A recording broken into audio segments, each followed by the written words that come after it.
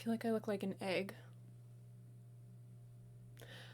Hello, and welcome back to my channel. My name is Tay, and today we're talking about the Back to Badlands tour because I went last week.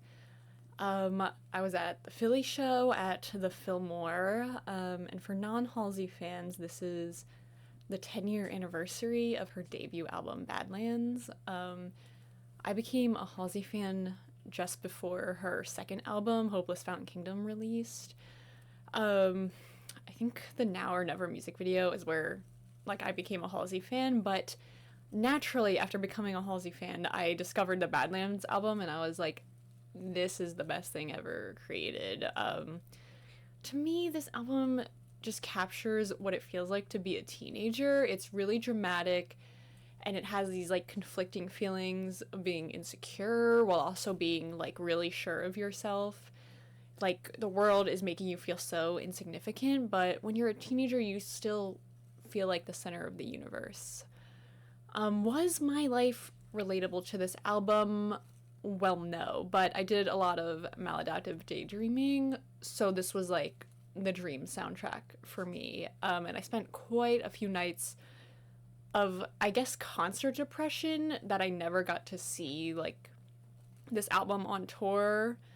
I did go to the Hopeless Fountain Kingdom tour, so I did get to see some of the songs, but not a lot of my favorites, which are, the non-hits, Coming Down, Strange Love, and Roman Holiday. And then she did a 5-year anniversary performance of Badlands, and it was at Webster Hall, which is in New York, and, I could have gone to this because I live pretty close to New York, but I didn't know what was happening, so I didn't go, and then, the live album dropped, and I was like, oh my god, I didn't know this freaking happened, I could have gone to this, and I, got such bad concert depression after hearing that live album, because I've probably listened to that live album more than the studio version, probably just as much, I would say. I just love live music so much, and I think this album, the production is so interesting. If you haven't listened to Badlands, I would really encourage you to listen, because I just think it's so weird and unlike anything I've ever heard. I think it's just so special, and I don't think I'll ever find another album that makes me feel quite the same way it does, but maybe that's nostalgia bias. But I would encourage you to go listen to it if you've never heard it before. But anyways, I just had such bad depression over the fact that I was never gonna get to hear this album, or at least some of the songs on it, live. And now here I am at 24 years of age, and I just saw the Badlands tour, and how crazy is that? And it really was so incredible. It healed something in me, and it was also, it was just my dream set list. So I had tickets to her Manic tour, which was the one after Hopeless Fountain Kingdom. That got canceled due to COVID, so I was really bummed out. And then her next album and tour was If I Can't Have Love, I Want Power, and I wanted to get tickets to it, but she didn't come to Pennsylvania, which is where I live. So I was quite anywhere I would have traveled to see it, I would have had to book a hotel. I just didn't have the money, so I didn't get to see either of those. I did see her for my last Trick tour this summer, which was really, really good. And on that tour this past summer, she did kind of surprise songs. She changed the set list a lot, but I would say every night she did roughly 2 to 3 surprise songs. And I got very lucky because she did 3 a.m. and Safe Word at my show, which were both on my list of surprise songs I wanted. So I wasn't complaining, but there were other songs I wanted, Coming Down, Ashley, Ego, and The Lighthouse, and a few others. She performed all of these on this Back to Badlands set, so I truly just feel so complete. All of the songs of hers I ever dreamed of seeing live, I now have, and that feels really awesome, I'm not gonna lie. For this tour, she's specifically doing small venues. I saw her at the Fillmore, which holds I think 2,500 people. That is such a small venue. And her set list, it was 30 songs, and it was 2.5 hours. I fully was expecting this to be an hour, maybe 90 minutes of her just doing the Badlands songs, because again, she just toured this summer. She's also been really sick lately, so the fact that she's doing, this big long set and these back-to-back shows. Like, I just feel so grateful. I never thought I would be able to see her, like, do this album and her in a small venue. Like, I'm truly just, I'm like, wow. Like, I don't know how to explain it. Like, it was just so incredible. But that was like a really long intro. So let's talk about the concert now. I'm going to talk about the non-Badlands songs first, because most of them I had seen before, so I have less to say about them. She didn't do any songs from Hopeless Fountain Kingdom. She usually does Bad at Love in the last act, but I think she replaced it with a special surprise, foreshadowing. You're gonna have to wait to find out what the surprise is, but from Manic she did You Should Be Sad, Ashley, and Without Me, and I had already seen You Should Be Sad and Without Me this summer. I'm gonna be honest, I'm not particularly fond of either of these. I feel like neutral towards them. Those two songs, like, kind of skyrocketed her into a new level of fame, so I think she really cares about them. I just think there are better songs on Manic. Ashley was the one I was, like, really, really pleased about, because it's, like, so vulnerable, and it just sounds beautiful. I feel like I'm floating when I'm listening to it, so, like, very blessed to have seen it live.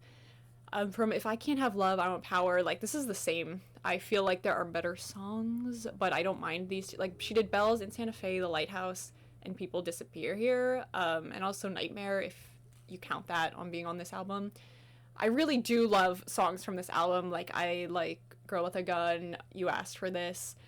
I don't really listen to Bells and People Disappear Here, unfortunately, but again, I won't complain, because she did The Lighthouse, and my life was changed. I saw Nightmare this summer. Like, I really like it, so I was really happy to see that one again.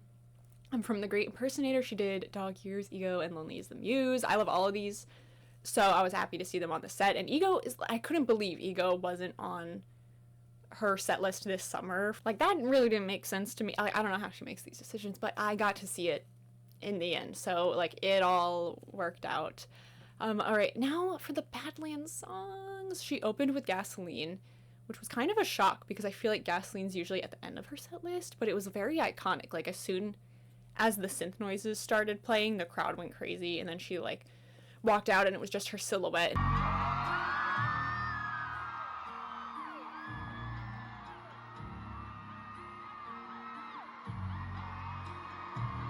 Like, it was just very iconic.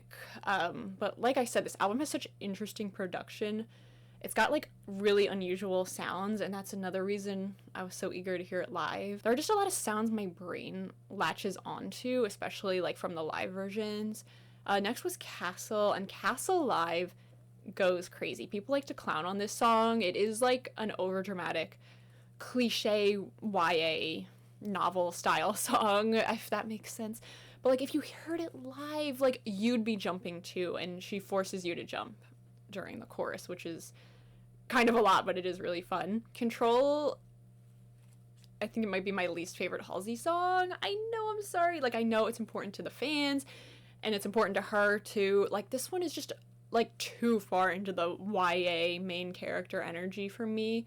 Like, I usually like an overdramatic song like this, but this one it's just too much. Like, the kids cried out, "Please stop, you're scaring me." Like, it is a little bit cringe, methinks. Sorry. Drive was, like, beautiful, majestic, amazing. This one and Young God, in my head, are very similar. They're, like, just very, like, pretty, and they make you feel like you're floating.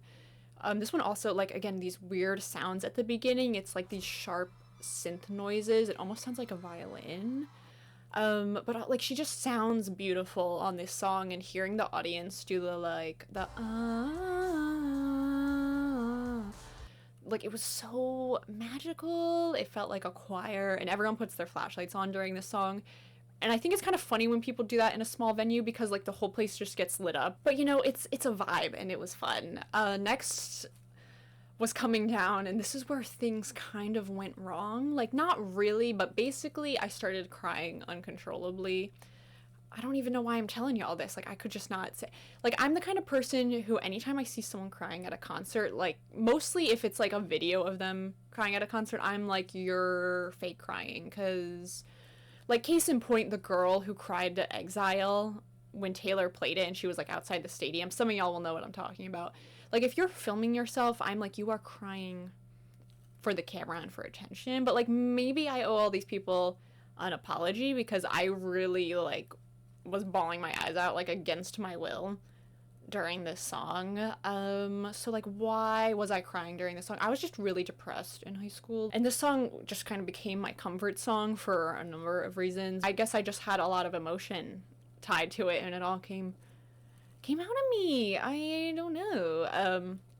But I do think this song is like really, really underappreciated. I don't even think it's a fan favorite, and that really kills me. Like the bridge is phenomenal. Her vocals on it are so beautiful, and there are so many satisfying production moments, like the windshield wiper noise at the beginning, the way her voice warps when she sings down, like the one right before the bridge.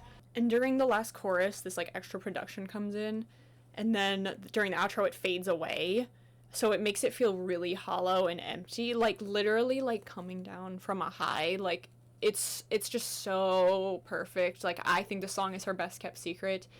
If you don't even want to listen to the whole Badlands album, I will recommend you go listen to this song. Maybe I'm overhyping it, but like I really do think it is that good.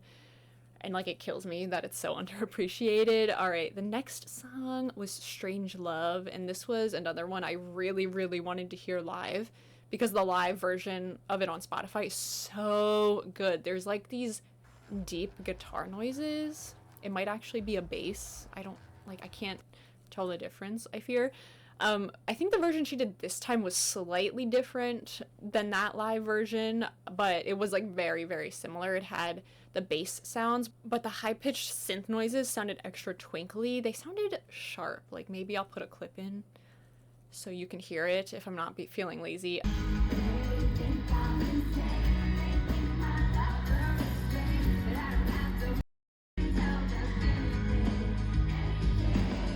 Production of this song is just so good. Like there's so many weird choices, like the vocal where she's like oh, she does it better than I do. But like so many parts of this song just tickle my brain, so like that's another one I might tell you to go listen to if you have the time. Like I think that one is really special too. Haunting, I'll say I don't think it's one I really needed to see live. My friend and I joke that it's the best and worst song on Badlands. Like sometimes you listen to it and it really hits, but then other times you're like, this is kind of mid. I can never quite make up my mind about it. Like it was fine. Like I feel neutral about it overall. New Americana, she says this song was satire, like a critique of pop culture, meant to be a cliche pop song. For teenage me, it was quite serious. Even for adult me, it is a tad serious. Like it's very much tongue-in-cheek, but like the beat goes so hard. Like what can I say? I like a basic pop song. I do think it captures kind of how it feels to be a teenager, like this I'm the center of the universe mentality. And then as an adult you look back and you're like, actually you weren't. You were just like kind of a dumb teenager and you kind of were making a fool of yourself. That's like the energy it gives. Like it's a little satire, but it's a little serious, and we need that sometimes. And the bass during the bridge, it was so I wish I had been filming it. It was so good. It just like hit really hard on the last few notes, like leading up to that final chorus, and like I just thought it was really satisfying. All right, Hurricane, like Hurricane has been that girl. Like I feel like this is another one that people like to make fun of, but sometimes we need to be a hurricane, and you either get it or you don't. Like again, 10 out of 10 production, like the claps that sound like waves crashing, the like whistle sound, and then like there are these notes in the song that kind of sound like Morse code. Maybe I'll put a clip in again if I'm not feeling lazy, but I don't know if it's intentional. Like I looked it up and nothing came up, but like it's just satisfying to me because like ships use Morse code, like so the song being called Hurricane, like thematically it just makes sense, but like even if it's not intentional, it still eats. So, and everyone was singing the ha ha part so loudly, like I just felt a sense of community hearing this song. It was really great. Hold Me Down, this one is also like Strange Love, where the live album made me obsessed with it. Like I liked it before, but then hearing like the live version, I was like, oh my god, this song, best song ever made. she just puts a lot of emotion and grit into her voice when she sings it live. Like the studio version, it's almost a bit more soft, even though it's a very intense song.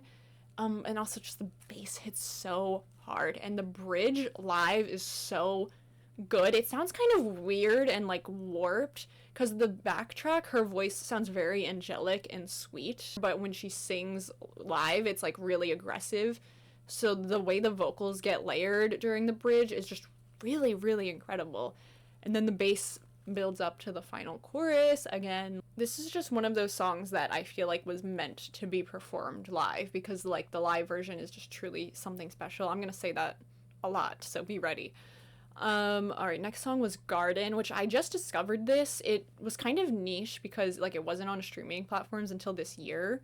But I am surprised it wasn't kept on the album because like I think it fits perfectly. I'll say this one was just kind of okay live. It was nice. But I don't think she sounded that great during it. I don't want to be a hater. I'm still glad it was included. She did say she had to choose between this and Ghost as her first song ever, and she thinks if she had chosen Garden, that her career would probably have turned out very differently. So I do think it's a very important song for her, and for that reason, I'm like glad to have been able to hear it. And then the next song was Ghost, and I must admit I'm like not a big fan of it. Like I feel neutral towards it. I don't think it's bad. It's just not one of my favorites. I didn't even film any of it. But this is another one where you feel like a sense of community in the audience. It was very intimate, and you can tell she like really loves this song. So again, like nice to see it, even though it's not a personal favorite. Roman Holiday, I really loved this song as a teenager, and I haven't been listening to it, but like I'm starting to again. Like this song to me, it just feels like sneaking out in the middle of the night or like sneaking into a pool. I don't know if that, like, some of y'all will understand what I'm saying here. I've never snuck out in my life, but I imagine this is how it would feel. Like, it feels like freedom and flying, and, like, I've said this about other songs, but it's this, like, the world outside is on fire, but in this moment, it feels like everything will be okay. The visuals for this song, like, on the screen, it was, like, an anime version of her, and she was, like, flying over a city, and, like, that, like, literally explains how I feel about this song. And I just thought, like, her vocals, I think, for this song were really good. Alright, and Colors, I mean, like, the song of all time. I did hear this on the Hopeless Fountain Kingdom tour, and that was like 8 years ago, so like I'm due to hear it again. I heard it this summer, but on the For My Last Trick tour, that version, it was like a rock version, and it was really good, and I appreciate like that she remixes the songs a lot, but hearing it in its natural state is just like something special. Like the way the bass builds on that last chorus, it feels like you're powering up. Like, it's so hard to explain. I think some people will understand what I mean, and others will be like, you sound insane. People make TikTok edits to Colors all the time. I'm like, we need to open up the live version and, like, get cooking on that, because it just is so good. It's, like, euphoric and powerful, but also sad. Like, I don't know. Songs like this are just why I love pop music so much. It makes me feel alive. So, like, I'm just so glad I got to see it again. Young God was the last song before her encore, and like I've said this about every song, but like this song is just so beautiful. She does sing it with a bit more grit than the studio version. It's a little more aggressive, but the instrumental is just so wonderful. Like, again, this one makes me feel like I'm floating. And the outro was just such an incredible moment because the instrumental cuts out completely, and so it's just like everyone in the audience singing the "We'll be flying through the streets with the people underneath." Like, I can't sing, but when everyone was singing it together, it sounded really good, I promise. Okay, so then she like disappeared and she came back for the encore, and she changed her shirt, and she said, "This is the first time I've had to change my shirt, so thanks for that." And I was like, I don't know what that means. Like, did it rip, or like was she just sweating through it? But that happened. The next song was Trouble, which she did acoustically, and I think it was the only solo moment without the band, so like that was really nice. And this one, I don't listen to it that much, but I do think it is like a really good song. It was interesting to hear her play it on guitar, because I kind of thought it sounded like Nightmare at parts. But yeah, the audience sang this one so loud, which was really nice, because like I've just heard about some Halsey crowds like being kind of mid or only knowing the hits. So I'm glad we had like a crowd of hardcore fans who like know the deep cuts, as they say. Okay, next came the special surprise, which I'm like so unwell about. So she started singing Sailor Song, and I knew it wasn't a setlist song, but my brain didn't immediately pick up that it wasn't a Halsey song. I've listened to Sailor Song on repeat all summer, so like I instantly began singing along because I knew it that well, but like my brain was like, what is this song?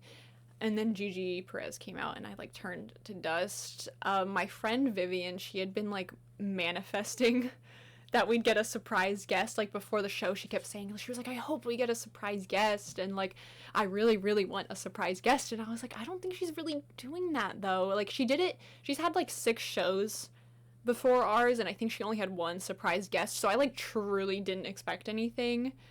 And like outside of this, I had been hoping to see Gigi Perez because like that one video of her singing Sailor Song live went viral on TikTok a while ago.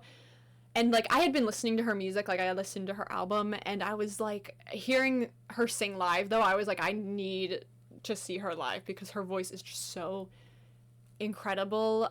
It was really surreal, and, like, I think I, like, blacked out almost the rest of the show. Like, I've just been rewatching the video of it over and over. Like, I'm like, look at me, I'm glowing. I'm, like, so over the moon. Okay, we're almost at the end. There's only 2 songs left. Tokyo Narita, this one I feel neutral towards. Like, I don't hate it, I don't love it. And I feel like a fake fan. I'm like, I don't really like Control or Ghost or Tokyo Narita. Like, those ones just aren't to my taste. I promise I'm a Halsey fan. I will say, like, it was very magical. The second to last song at a concert is always magical. I don't like the phrase liminal space, but, like, unfortunately that's the best way I can describe how this feels. It felt like being in a pocket dimension. And it was just a nice song to, like, cool down from, because, like, the audience went crazy when Gigi came out, so, like, we got to, like, chill for a bit with this song, and then, she brought it back for Is There Somewhere, and, like, Is There Somewhere has been that girl. Like, I'm 3 for 3 on hearing Is There Somewhere at Halsey concerts, and it eats every time. Like, the production is so twinkly. Like, this one's also, like, a liminal space kind of song, and at the end of the song, everybody came into this huddle. Like, she came down into the audience, just, like, up at the front, in front of the barricade, but everyone came into a huddle, and, like, before the huddle, it already felt tight, because it's standing room only. Like, when people ran into the huddle, the amount of space that opened up was, like, insane. Like, I couldn't believe how close we ended up to her. We were, like, 20 feet away from her during the huddle. Oh, man, it was just so incredible. Like, this might be my favorite concert ever. Like, naturally, it's between this and the Eras tour. I don't know, I have, like, a specific emotional attachment to the Badlands album, so, like, this might have been in it for me. Like, it really was so special, and, like, I can't believe I got to see these songs live. I still feel so lucky. Let's see, is there anything else I want to mention? I've talked so much already, like, I'm sorry. Oh, we got 3D glasses. What? And I will say, like, the 3D effect, like, wasn't that impressive. Most of us took these off, like, almost immediately after we were told to put them on. But it's not about, like, here's a cool visual effect. It's like, hey, here is a free item you can take home with you after the show, and I think that's so cool. Like, I love having a little memento from concerts, so I think she's so cool for that. Oh, her outfit. I've kind of based my look today on her outfit. It was very space age. It was, like, purple wig, white shirt, purple micro shorts, and, like, fuzzy boots. But yeah, I really loved her outfit. I guess I'll talk about the visuals. The visuals were very much giving, like, I think Ghost in the Shell is what people say. I don't know much about it, but, like, kind of like a futuristic Tokyo/Japan. It's like, you know, neon nightlife, sometimes in the rain, which, like, just appeals to me as an aesthetic. Like, my dream date, like a rainy night in a big city.